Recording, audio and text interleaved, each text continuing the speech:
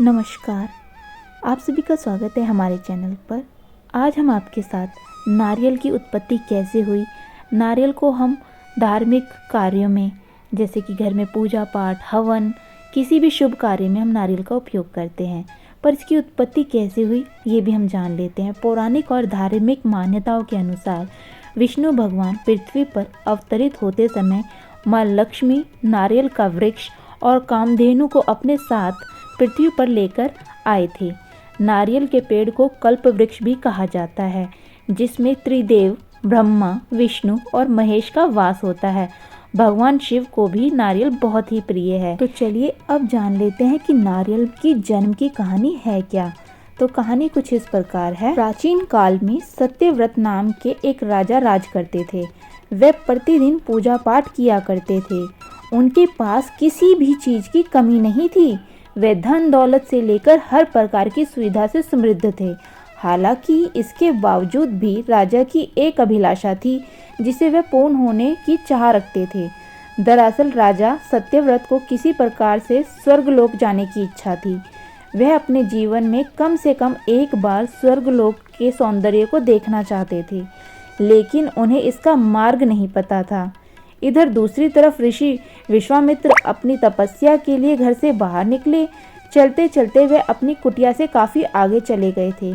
काफ़ी समय बीत गया, लेकिन वे नहीं लौटे। इस कारण उनका परिवार भूख और प्यास से तड़प रहा था।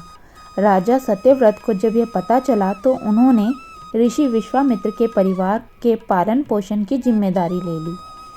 कुछ समय बाद जब मुनिवर लौटे तो वे अपने परिवार को कुशल देख काफ़ी प्रसन्न हुए।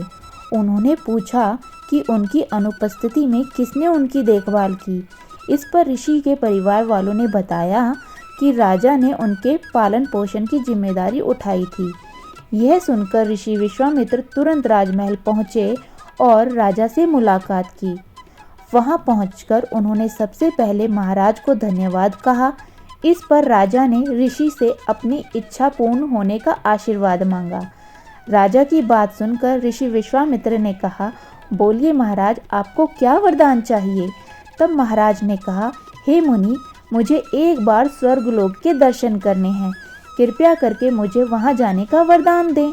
राजा की प्रार्थना सुनकर ऋषि विश्वामित्र ने एक ऐसा रास्ता बताया जो स्वर्गलोक की ओर जाता था।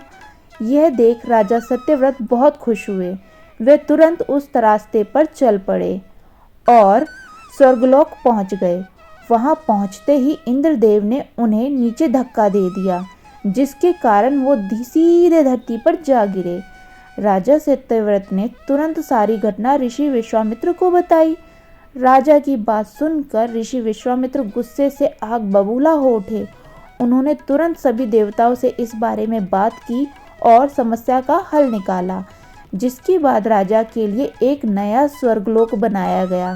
नए स्वर्गलोक को पृथ्वी और देवताओं के स्वर्गलोक के बीचों बीच स्थापित किया गया था ताकि किसी को परेशानी ना हो। नए स्वर्गलोक से राजा सत्यव्रत तो बहुत खुश हुए, लेकिन विश्वामित्र को एक चिंता लगातार सता रही थी। उन्हें डर था कि नया स्वर्गलोक कहीं जोरदार हवा के कारण गिर ना पड़े। अगर ऐसा होगा तो राजा सत्यव्रत दोबारा से धरती पर जा गिरेंगे। काफ़ी सोच विचार के बाद ऋषि विश्वामित्र को एक उपाय सूझा।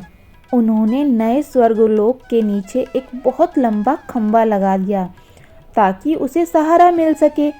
ऐसी मान्यता है कि नए स्वर्गलोक के नीचे लगाया खंभा एक विशाल पेड़ के तने के रूप में बदल गया।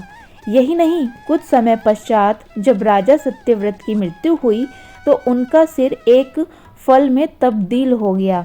तभी से इस खंबे को नारियल का पेड़ कहा जाने लगा, जबकि राजा का सिर नारियल के रूप में जाना गया।